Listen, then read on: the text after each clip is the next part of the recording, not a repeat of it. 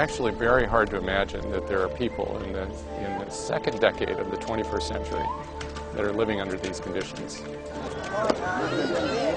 One of the other things you'd notice as you walk around in Kibera is that the people that are there are almost always smiling. They're within the moment and accepting the condition that they're in and doing the best they can to live well within those conditions.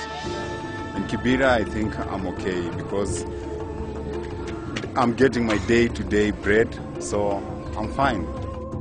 Kibera is the largest continuous slum in Africa, and we have somewhere between 600,000 and 1.2 million people living in basically a river of informal huts and structures.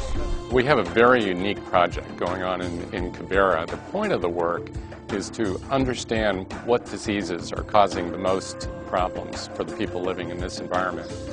And so the way we do this is we have a group of what we call community interviewers. They're basically field workers. Most of them actually come from Kibera. They're residents of Kibera. We have a total of 25 field staff who go around into the villages collecting household mobility surveillance. Odi? Habari, Mami? And they carry personal digital assistants, PDAs.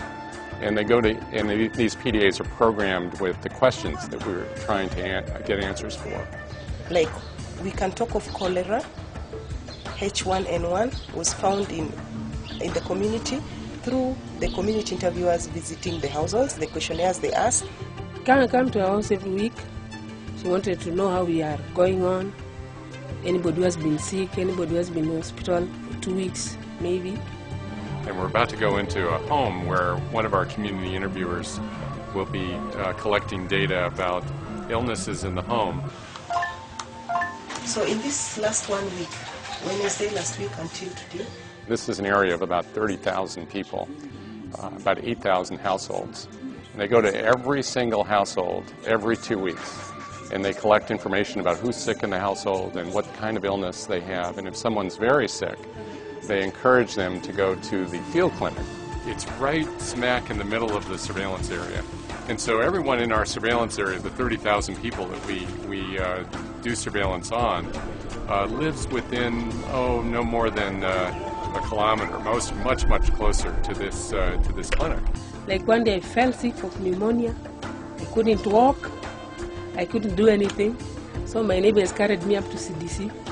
When they go to that clinic, if they have a condition that we're surveying for, that we're concerned about, let's say it's pneumonia as an example, then we collect information about that illness in the clinic by one of the well-trained clinicians that we have working there. We have identified quite a number of bugs. Initially, diseases like flu were not considered to affect third world countries, especially in Africa. And now we're preparing over the next couple of months to introduce influenza vaccine in the population that we're working in. The way we conduct our surveillance, we can extrapolate to much larger populations and therefore influence policy that is not just limited to the population where we're doing the work in. Being able to identify that we have huge incidence rates of typhoid fever, for instance, enables us to go back to the ministry and say, if you use typhoid vaccine in similar environments, you can prevent a certain number of these severe infections per year at a certain cost. It's clear that, like it or not, we live in a global village these days, and because of market practices, because of air traffic, it's very possible for disease to move from one corner of the earth to another within a day. And so diseases that emerge, for instance, in the urban slum of Kenya that might seem so remote and not relevant to someone living in North America are actually quite relevant and quite important. There is progress that will be made, and we have tools now that we can bring to bear that will make a difference. It is somewhat helpful to know that there are people, there are organizations, there are governments that are willing to focus on those problems. There's nothing that motivates me much as seeing somebody or a child who was sick getting back on its feet again. They are positive.